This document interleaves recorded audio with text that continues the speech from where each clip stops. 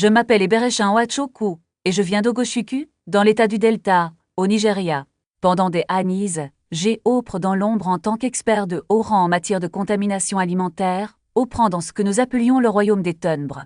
Ma mission était d'infiltrer les foyers chrétiens à travers leur cuisine, en utilisant des techniques raffinées pour compromettre la spiritualité des familles. J'ai été formé pour empoisonner les aliments aux influences maléfiques, transformer les repas en pièges spirituels, et utiliser certains ingrédients comme outils de surveillance démoniaque et de blocage des prières. Mon efficacité était indéniable, mais il y avait 3 aliments que nous utilisions plus souvent que les autres, surtout à certaines périodes de l'année. Ces 3 objets sont devenus des armes puissantes contre les fidèles, souvent sans qu'ils se rendent compte qu'ils étaient la cible d'une manipulation spirituelle. Aujourd'hui, je vais vous révéler ce que sont ces aliments, non pas pour vous effrayer, mais pour vous avertir, et, surtout, vous apprendre à protéger vos aliments, à annuler toute influence néfaste sur ce que vous consommez, et à protéger votre cuisine contre les interférences cachées. Avant de détailler ces 3 aliments, il est important de comprendre pourquoi la nourriture est une arme si stratégique dans le monde spirituel. Sur le plan invisible, la nourriture n'est pas seulement une source de nutrition physique,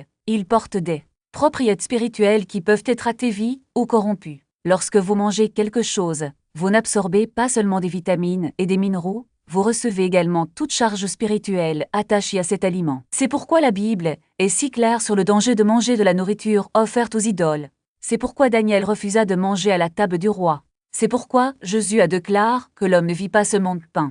Nous, dans le royaume des ténèbres, le savions très bien. Nous avons compris que le moyen le plus rapide d'atteindre l'esprit d'un chrétien passait par l'estomac. Une fois qu'un aliment maudit pénètre dans le corps, il ouvre la porte à des esprits vigilants, à des démons bloquant la prière, et même un esclavage spirituel prolonge. Et il fut un moment de l'année où notre travail s'intensifiait. Lorsque les familles se réunissaient, les tables étaient pleines, et les repas étaient partagés entre parents et voisins. Cette période nous a donné accès à des habitations qui, en d'autres occasions, étaient proches.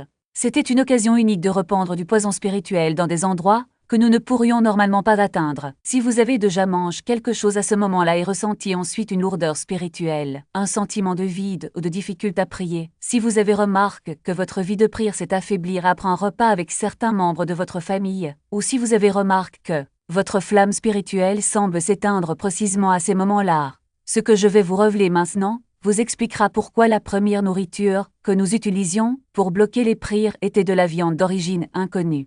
Vous devez être très clair sur ce que cela signifie. Dans notre organisation, nous avions des spécialistes infiltrant les marches, des agents qui contrôlaient les boucheries et des membres qui contrôlaient les abattoirs dans des régions spécifiques. Grâce à ces réseaux, nous avons dédié la viande à des entités maléfiques avant même qu'elles n'atteignent les consommateurs. Le processus était méticuleux, les animaux étaient abattus selon des rituels spécifiques, des injures étaient prononcées sur la viande et dans certains cas, du sang était collé pour être utilisé dans d'autres rituels, liant spirituellement quiconque consommait cette nourriture. Ensuite, la viande était vendue sur les marches, semblant normale et sentant le frais, mais transportant un poison spirituel qui s'activait une fois ingéré. Je vais raconter l'histoire de Frère Emmanuel, un guerrier de prière de Port-Harcourt, dans l'état de Rivers. Chaque jour, sans exception, il se levait à 4 heures du matin pour prier dans une petite pièce à l'arrière de sa maison, et servit exclusivement à cet effet. Sa femme a déclaré qu'il avait passé 2 heures en intercession avant de partir travailler. Ses enfants racontaient que lorsqu'il priait, les murs de la maison semblaient trembler. Les voisins ont entendu sa voix à 3 maisons de là, non pas parce qu'il criait, mais parce qu'il y avait une telle puissance dans ses paroles qu'elles faisaient écho. Emmanuel avait maintenu cette routine pendant 15 ans, depuis la naissance de son premier enfant, lorsqu'il avait fait un pacte avec Dieu de ne jamais laisser passer un jour sans une intercession sérieuse. Et au cours de ces 15 années, il n'a jamais échoué. Ni lorsqu'il était malade, ni en voyage, ni lorsqu'il était épuisé. À 4 heures du matin, il était là, en prière. Notre groupe avait pour mission de l'arrêter car ses prières détruisaient les opérations que nous avions établies dans son quartier. Il y avait une femme dans la rue qui souffrait de stérilite depuis 7 ans. Frère Emmanuel a prié pour elle une fois après un service, et au bout de 3 mois, elle est tombée enceinte. Un autre cas est celui d'un jeune homme asservi par l'alcool, qui a bu jusqu'à perdre son emploi et sa famille. Emmanuel a jeûné pour lui pendant 3 jours et a prié intensement. Le garçon a été complètement libre et n'a plus jamais touché un verre. Nous ne pouvions pas permettre que cela continue. Leurs prières ont détruit des années de travail que nous avions accomplis dans cette région. Une prêtresse de haut rang nous a alors charge de neutraliser Frère Emmanuel. Mais nous ne pouvions pas l'attaquer directement. Lors de la première tentative, nous avons envoyé des esprits de surveillance dans sa chambre. Pendant qu'il dormait, mais ils n'ont même pas pu entrer dans sa propriété. Il y avait une sorte de feu de protection autour de sa maison, qui brûlait tout en titre qui s'en approchait. La nuit suivante, nous avons réessayé, cette fois avec des esprits de confusion et de tourments plus puissants. Ils sont revenus blesses, comme s'ils avaient à être battus. Nous avons essayé d'accéder à ses rêves, en nous rendant à l'endroit où il dormait sur le plan spirituel. Mais en nous rapprochant, nous avons vu quelque chose qui nous a terrifiés. Des anges, en ormes, et Phoros montaient la garde autour de son lit. Il n'y en avait pas un ou deux, mais plusieurs, armes d'épices de feu et les yeux fixes sur nous. Nous avons fui immédiatement pendant 2 mois, nous avons tout essayé. Nous avons attaqué leur entreprise. Mais leurs clients sont restés fidèles. Nous avons attaqué la santé de leurs enfants, mais ils ont continué à prospérer. Nous avons attaqué son mariage, mais sa femme lui semblait encore plus dévouée. Cet homme était proche par un niveau de couverture spirituelle que nous avons rarement vu. La prêtresse a donc convoqué une réunion d'urgence.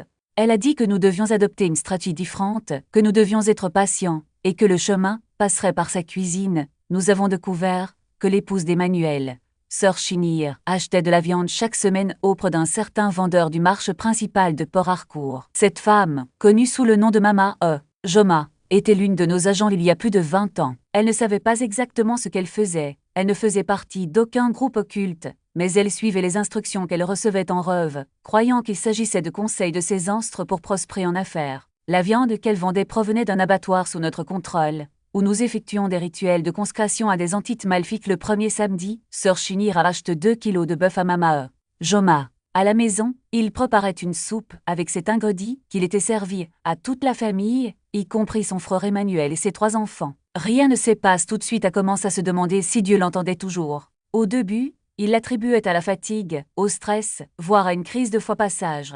Mais les jours se sont transformés en semaines, et les semaines en mois, et sœur Patentia a réalisé que quelque chose de plus profond n'allait pas. Ce n'était pas seulement une phase, c'était un blocage spirituel qui semblait s'être installé dans sa vie comme un rocher au milieu d'une rivière, détournant le cours de la grâce qui coulait autrefois librement. Elle nous a parlé d'une fête d'anniversaire, 2 ans plus tôt, où tout avait commencé. Une amie proche, qu'elle considérait presque comme sa sœur, avait organisé une fête chez elle. Il y avait de la musique, des rires, des câlins chaleureux. Au milieu de la célébration, l'hôtesse a levé un verre de vin et a proposé un toast. À notre amitié, à la bénédiction que vous êtes dans ma vie, dit-il avec un sourire qui semblait sincère. Sœur Patentia, sans se douter de rien, leva son verre et but. Le vin avait un goût doux, presque comme du miel, et il n'y réfléchit pas à 2 fois. Après tout, ce n'était qu'un verre, mais à ce moment-là, quelque chose d'invisible avait été transféré. Ce n'étaient pas seulement les paroles de bénédiction que l'amie avait prononcées à voix haute, c'étaient les paroles murmurées en secret, les invocations faites au fur et à mesure que la coupe était remplie, les intentions cachées qui accompagnaient chaque goutte de ce liquide. Sœur Patentia ne le savait pas, mais ce toast n'était pas à l'amitié. C'était pour le silence, pour la serrure, pour l'interruption de l'onction qui avait marqué sa vie depuis 2 décennies. Au cours des mois suivants, elle a remarqué de petits changements. Premièrement, les visions se sont arrêtées, puis, les rêves prophétiques se sont tartés, puis, les prières qui coulaient autrefois de sa bouche comme une rivière en furie coulaient maintenant comme un filet d'eau, faible et hésitant. Elle a essayé de jeûner, mais le jeûne n'apportait plus la même clarté. J'ai essayé de prier en langue, mais les mots semblaient coincés dans ma gorge, comme si une main invisible les étranglait. Même la lecture de la Bible est devenue ardue. Les mots ne pénétraient pas, ne brûlaient pas, ne se transformaient pas. C'était comme si un brouillard s'était installé entre elle et le ciel lorsqu'il a finalement demandé de l'aide. Ce n'était pas par désespoir, mais par une farouche détermination à comprendre ce qui s'était passé. Elle n'acceptait pas que Dieu l'ait abandonnée. Il n'acceptait pas que son onction soit simplement terminée. Il y avait quelque chose d'autre, quelque chose qu'elle ne pouvait pas nommer, mais qui semblait être un poids constant sur ses épaules, comme une chaîne invisible qui la tirait vers le bas chaque fois qu'elle essayait de se lever pour prier. C'est alors que nous avons découvert la vérité. Ce n'était pas seulement le vin, ce soir-là. C'était une stratégie soigneusement planifiée. L'amie qui avait organisé la fête n'était pas celle qu'elle semblait être. Elle faisait partie d'un réseau qui opérait dans l'ombre, infiltrant les célébrations, les mariages, les anniversaires, toutes les occasions où les gens baissaient la garde. Ils n'avaient pas besoin de rituels élaborés. Ils n'avaient pas besoin d'autels ou de sacrifices visibles. Tout ce dont ils avaient besoin était un moment de vulnérabilité, un toast, une gorge partage, un repas prépare avec amour, pour semer les graines de la destruction spirituelle. Et le plus cruel, sœur Patentia ne s'en doutait pas, parce que l'attaque ne s'est pas accompagnée de signes et vide. Il n'y avait pas de mots de tête soudain, pas de cauchemar effrayant, pas de voix maléfique chuchotant à ses oreilles. Juste une lente vidange, une érosion progressive de ce qui la définissait autrefois, comme une rivière qui, petit à petit, est détonie de son cours par de petites pierres, jusqu'au jour où l'on regarde en arrière et se rend compte qu'elle ne coule plus vers la mer. C'est le pouvoir des boissons contaminisent. Ils ne tuent pas le corps, du moins pas immédiatement. Ils tuent l'onction, ils étouffent la voix de Dieu. Ils transforment les guerriers de la prière en personnes ordinaires, incapables d'entendre la voix de l'esprit, incapables de voir au-delà du naturel. Et le pire, ils le font sans que la victime ne s'en aperçoive. Car après tout, qui soupe comme un toast, qui remet en question un verre de vin offert avec le sourire, la Bible nous avertit dans Proverbe 23, 31-32. Ne regardez pas le vin quand il paraît rouge, quand il brille dans la coupe et coule doucement.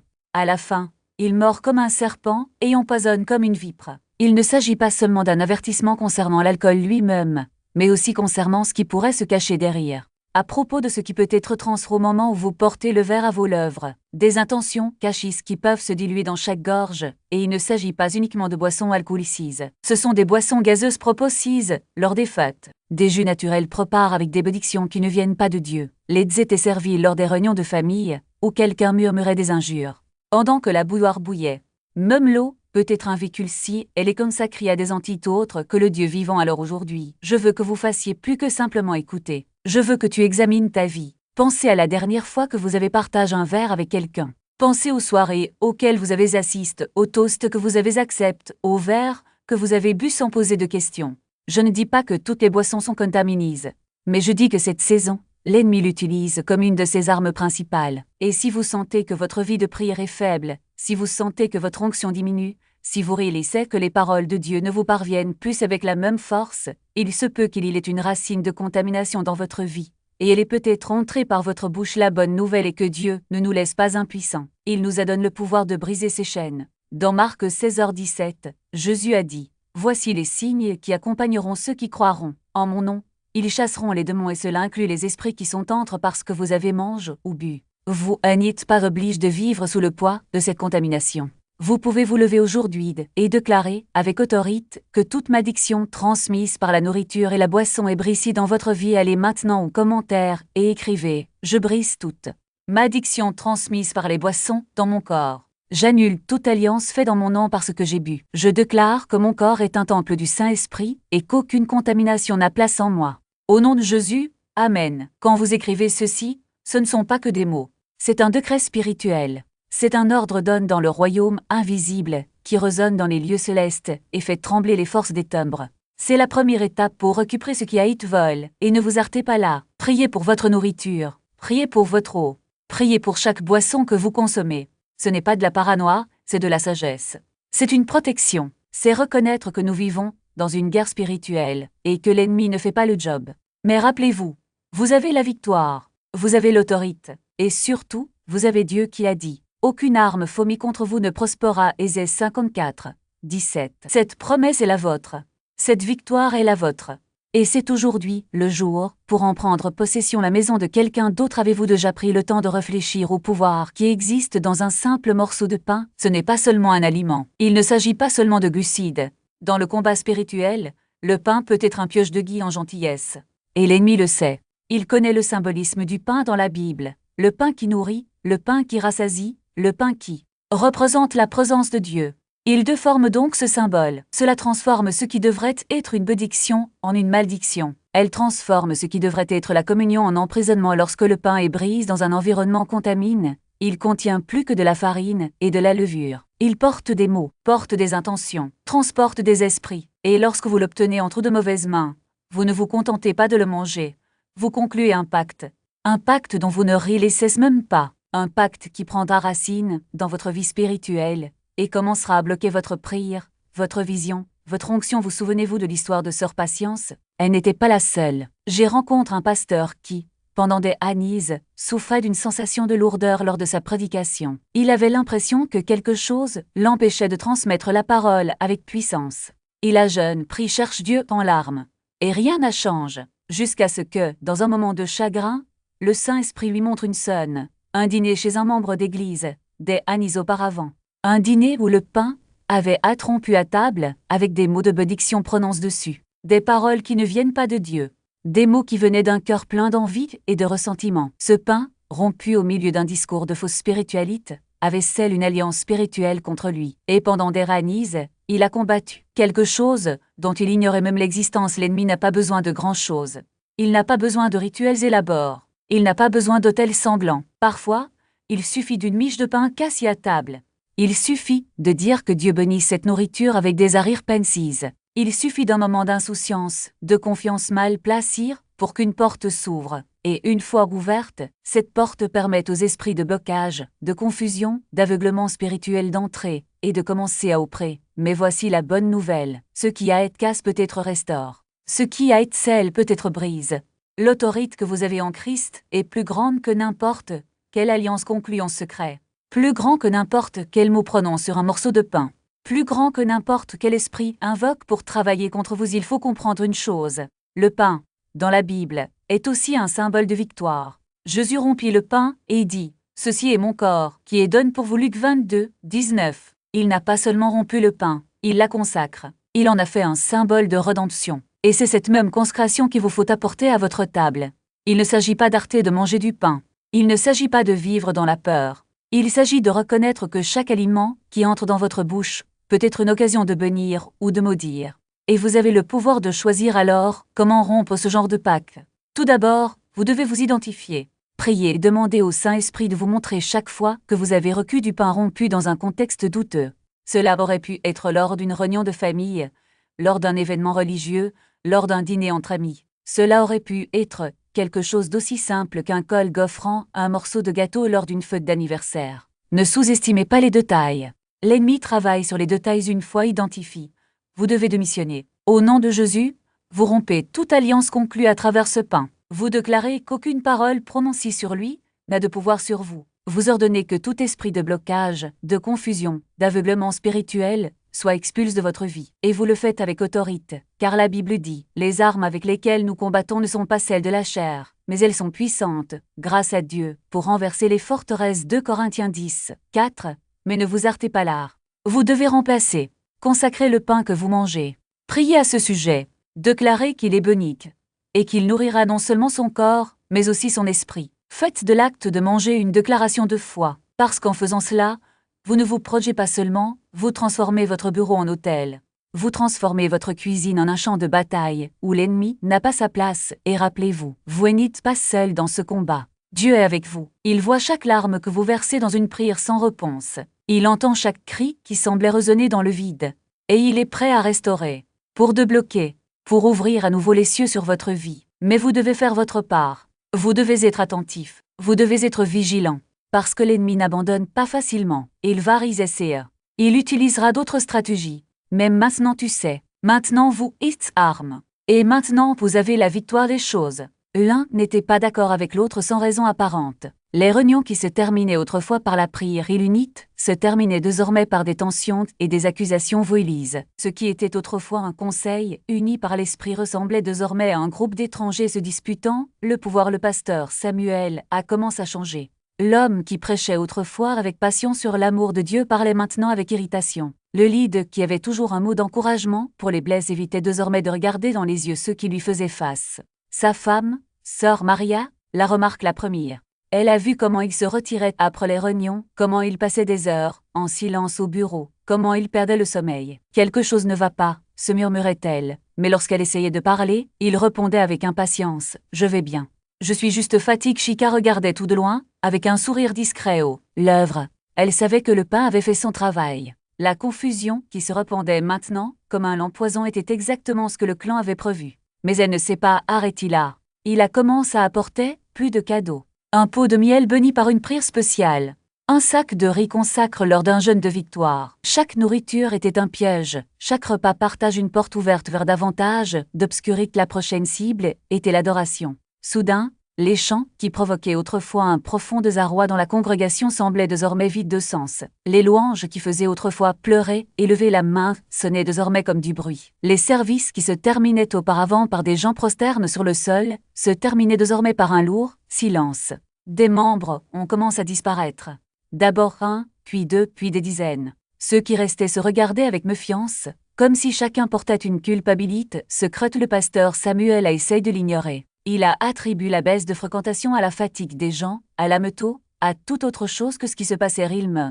Mais ensuite le pire est arrivé. Au cours d'un service dominical, un homme qui avait été délivré d'un esprit de violence des années auparavant s'élève au milieu de la prédication et s'est mis à crier. Ce n'étaient pas des paroles de prophétie, ni un cri adresse à Dieu. C'étaient des paroles de haine, des malédictions contre le pasteur, contre l'Église, contre les dirigeants.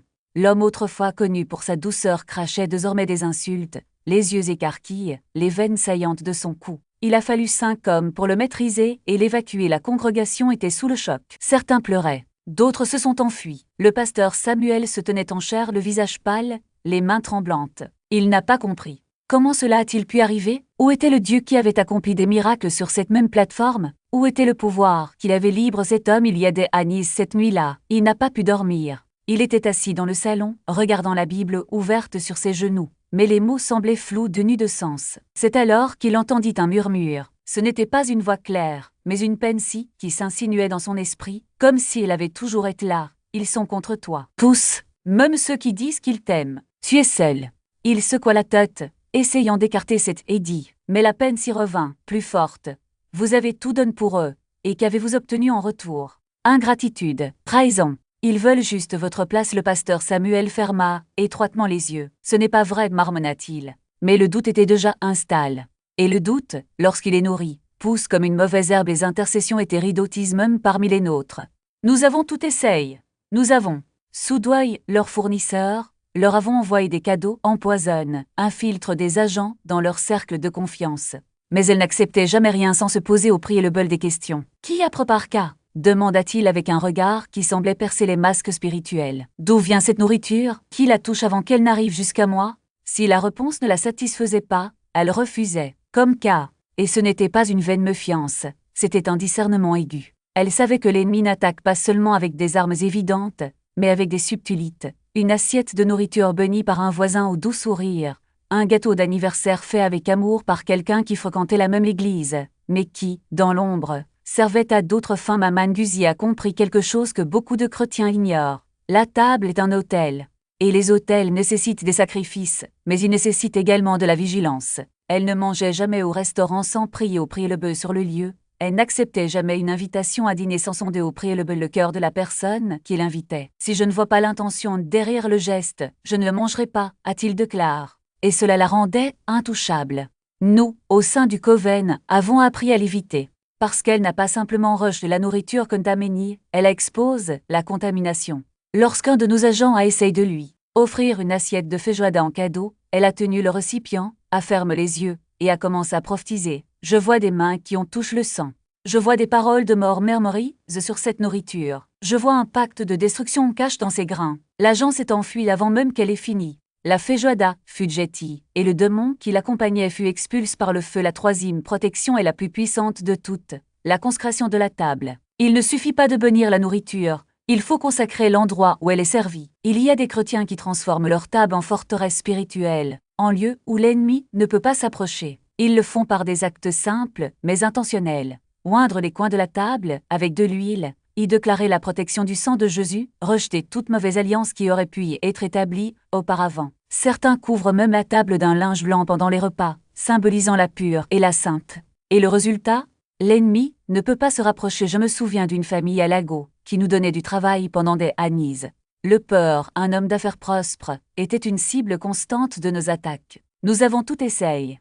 Nous avons envoyé de la nourriture empoisonnée. Nous avons infiltré sa maison avec des domestiques. Nous avons même contaminé l'eau qu'il buvait. Mais chaque fois qu'il s'asseyait à table, quelque chose se passait.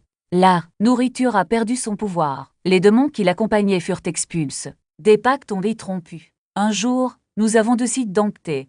Nous envoyons un esprit d'observation dans votre maison. Ce que nous avons vu nous a laissé perplexes. Avant chaque repas, le porc prenait un flacon d'huile et en oignait les 4 coins de la table, tout en déclarant « Cette table est un autel du Seigneur. Toute mauvaise alliance établie ici est rompue. Tout esprit de mort est chasse. Toute nourriture servie ici est consacrée au Dieu vivant. Au nom de Jésus, Amen. » Et puis, lui et sa famille, on mange en toute tranquillité. Nous avons essayé d'attaquer à nouveau, mais c'était comme si une barrière invisible protégeait cet espace. Les démons ne pouvaient pas s'approcher. La contamination n'a eu aucun effet. La table était devenue un territoire sacre. Ces 3 protections, bénédiction verbale spécifique, discernement sur les sources et consécration de la table, sont les raisons pour lesquelles certains chrétiens restent inaccessibles. Ils ne sont pas plus forts que les autres. Ils ont simplement compris que le combat spirituel se livre aussi dans la cuisine, dans le garde-manger, au moment où la fourchette touche la bouche. Et toi, avez-vous déjà pris le temps de réfléchir à la manière dont vous avez traité les aliments qui arrivent chez vous? Avez-vous déjà remis en question les intentions derrière les cadeaux que vous recevez? Avez-vous déjà établi votre table comme mieux? De victoire, l'ennemi n'abandonne pas. Il continue de tendre des pièges, d'envoyer des cadeaux, de contaminer ce qui semble inoffensif. Mais vous avez de l'autorité. Vous avez le pouvoir. Et surtout, vous avez la parole de Dieu qui dit « Ne vous conformez pas à ce monde, mais soyez transformés par le renouvellement de votre intelligence » Romains 12:2. Ce renouveau commence lorsque l'on décide de ne plus manger dans l'ignorance, mais dans la sainte. Lorsque vous choisissez de bénir, discerner et consacrer. Parce que la table n'est pas seulement un endroit pour satisfaire la faim, c'est un champ de bataille. Et la victoire dépend de la façon dont vous vous y positionnez, quelque chose qui semble petit, mais qui est stratégique. Des carrefours ont été détruits, de multiples attaques ont été lancées contre sa famille, et même un quartier entier est devenu la cible. Un clan a envoyé 3 agents d'Ifre pour l'approcher au cours d'une période de 5 ans. L'un d'entre eux a échoué. Pourquoi? Parce que maman Égose avait une règle non négociable. Elle n'a jamais renoncé à son jugement. Si quelqu'un qu'elle ne connaissait pas profondément lui offrait de la nourriture, elle souriait et disait « Merci, mais je jeûne ». Même s'il ne l'était pas, c'était la réponse. Si un voisin qui n'avait pas confiance lui apportait un plat, elle l'acceptait poliment pour ne pas l'offenser, mais le jetait dès qu'il lui tournait le dos.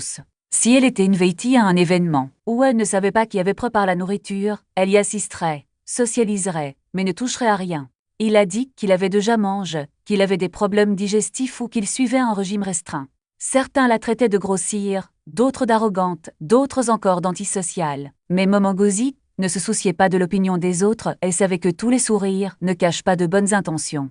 J'ai compris que certains dons comportent des fils invisibles, liés à d'obscurs objectifs spirituels. Elle a compris que cette position pourrait la rendre impopulaire, mais elle la maintiendrait également en vie. Personne ne pouvait toucher Maman Gozi. Personne ne pouvait accéder à sa famille par la nourriture, car elle avait du discernement et n'avait pas honte de l'utiliser. Pour elle, la vie spirituelle valait plus que l'acceptation sociale. La 3e protection est une désintoxication spirituelle régulière. Même si vous avez mangé des aliments contaminés dans le passé, même si vous avez consommé des choses maudites sans le savoir, il y a quand même une purification. Le sang de Jésus suffit. Le feu du Saint-Esprit est suffisamment puissant pour brûler n'importe quel poison. Aucune contamination n'est trop profonde pour que Dieu puisse l'atteindre. Aucune malédiction n'est trop ancienne pour que Christ puisse la briser. Les chrétiens qui pratiquent le jeûne et la prière demandent régulièrement à Dieu de les purifier des contaminations. Connues et inconnues, il y avait des cibles si difficiles que nous avons travaillé pendant des mois pour les empoisonner. Lorsque nous avons finalement réussi à introduire des aliments contaminés dans leur organisme, nous avons célébré la victoire, jusqu'à ce que nous les voyions commencer un jeûne. Le 3e jour, tout ce que nous avions plan a commencé à s'effondrer. Les esprits surveillants ont perdu le contrôle. Le poison spirituel était purifié par le feu du Saint-Esprit brûlant dans leur esprit alors qu'ils priaient et cherchaient Dieu. Au bout de 7 jours, c'était comme si nous n'avions jamais rien réalisé. Leur cyste était complètement propre. Ses yeux spirituels, clairs. Vos prières, à nouveau puissantes. Tout notre travail est gaspillé. Il y avait dans leur rang une jeune femme, dont la sœur était dissédée, qui semblait comprendre instinctivement ce principe. Elle jeûnait chaque semaine, au moins un jour. Chaque mois, au moins 3 jours. Et au début de chaque année, il jeûnait pendant 21 jours de consécration complète. Notre clan a tenté de la cibler à plusieurs reprises, parce que son travail de policier avait été confié à l'un de nos membres seniors à des fins d'exploitation financière. Sœur Ada était un obstacle constant. Nous nous sommes donc attaqués à elle spécifiquement. Nous avons réussi à contaminer votre nourriture 3 fois en un an. 3 méthodes différentes, 3 agents d'Ifre, 3 types de malédictions, et 3 fois en quelques semaines, elle manquait un de ses jeûnes habituels. Par 3 fois, tout ce que nous avions plan a été expulsé, détruit, neutralise par la désintoxication spirituelle de la prière et du jeûne. Après la 3e tentative infructueuse, notre clan a complètement abandonné. Cela ne valait pas l'investissement. Tout ce que nous parvenions à introduire dans son organisme serait éliminé lors du prochain jeûne. Tous les esprits de surveillance que nous parvenions à attacher seraient expulsés lors de la prochaine séance de prière. Elle était tout simplement trop vigilante pour être dominée, trop attachée à la sainte spirituelle pour que nous puissions maintenir un contrôle durable maintenant. Je veux prier avec vous. Je veux activer ces protections sur votre vie dès maintenant, et j'ai besoin que vous priez cette prière à voix haute, car lorsque vous la dites avec votre bouche, quelque chose bouge dans le monde spirituel. Chaque esprit de surveillance qui est entre par votre nourriture entendra votre voix déclarant son expulsion. Toute malédiction placée sur ce que vous mangez sera brisée par l'autorité de vos paroles, où que vous soyez. Reptez après moi. Peur, je viens à toi au nom de Jésus-Christ, celui qui a transformé l'eau en vin et multiplie le pain pour des milliers. Je te remercie d'être Seigneur sur tout ce que je mange et bois. Je te remercie car aucune arme fourmille contre moi par la nourriture ne prospéra. Je prends maintenant autorité sur mon corps. Je prends autorité sur mon estomac, mes intestins, mon sang, mes organes, chaque cellule et chaque système. J'ordonne que tous les dépôts démoniaques soient expulsés maintenant. J'ordonne que tout poison spirituel soit neutralisé maintenant. J'ordonne que toute malédiction, attachée à la nourriture que je mange, soit brisée maintenant. Je vous ordonne de partir maintenant, au nom de Jésus. Je brise toute alliance faite autour des boissons, chaque bouteille d'Eddie au timbre, je reviens maintenant. Je brise toute alliance faite sur le pain et je dis, ouvrez-vous.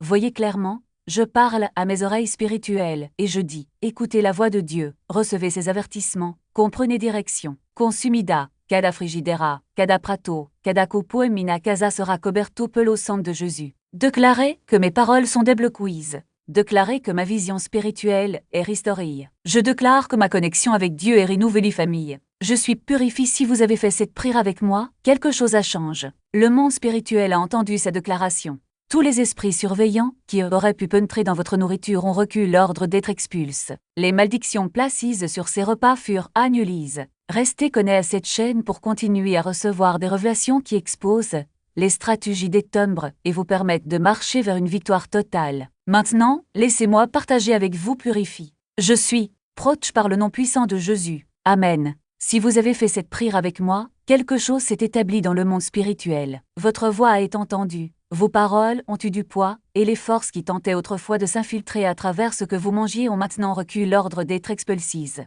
Les malédictions qui pesaient sur le repas furent brisées. Et surtout, vous n'êtes plus sans protection. Mais la victoire ne s'arrête pas à la prière. Elle se consolide dans l'action. Par conséquent, je partagerai avec vous des étapes pratiques pour appliquer ce que vous avez appris et transformer votre moment à table en un acte de guerre spirituelle. Tout d'abord, faites attention à l'origine de vos aliments, notamment de la viande. Lorsque vous achetez ou recevez en cadeau, ne l'acceptez pas sans poser de questions. Demandez « D'où vient-il ? Qui la prépare ? Dans quel environnement a-t-il été abattu ou manipule ? S'il n'y a pas de clarté, ne consommez pas immédiatement. Apportez la nourriture dans un endroit calme, placez vos mains dessus et priez avec autorité. Demandez au Saint-Esprit de révéler s'il y a quelque chose de caché là-bas. Parfois, il vous libre pour manger. D'autres fois, il y aura un silence, une lourdeur, un signe clair que quelque chose ne va pas. N'ignorez pas cette voix. Elle est votre protection de ciment. Soyez prudent avec les boissons partage lors des célébrations. Vous n'avez pas besoin d'être impoli ou méfiant, mais vous devez être spirituel. Avant de boire, bénissez votre verre en silence. Dans votre cœur, déclarez « Je sanctifie cette boisson par le sang de Jésus ». Qu'aucun mal ne soit transféré à travers cette coupe. Que toute contamination spirituelle soit neutralisée maintenant. Cela prend quelques secondes, mais crée une puissante barrière. Si lorsque vous soulevez le verre, vous ressentez une résistance inexplicable, un malaise dans votre esprit, ne buvez pas. L'ennemi opère à travers de petits détails. Et votre sensibilité spirituelle est la clé pour le détecter. Troisièmement, soyez judicieux avec le pain partage en commun. Toute la nourriture partage ne vient pas de main pure. Tous les gestes de générosité ne sont pas motivés par un véritable amour. Cela ne signifie pas vivre dans la paranoïa, mais dans la sagesse. Demandez à Dieu de faire preuve de discernement à l'égard des personnes qui vous entourent. Observez les signes.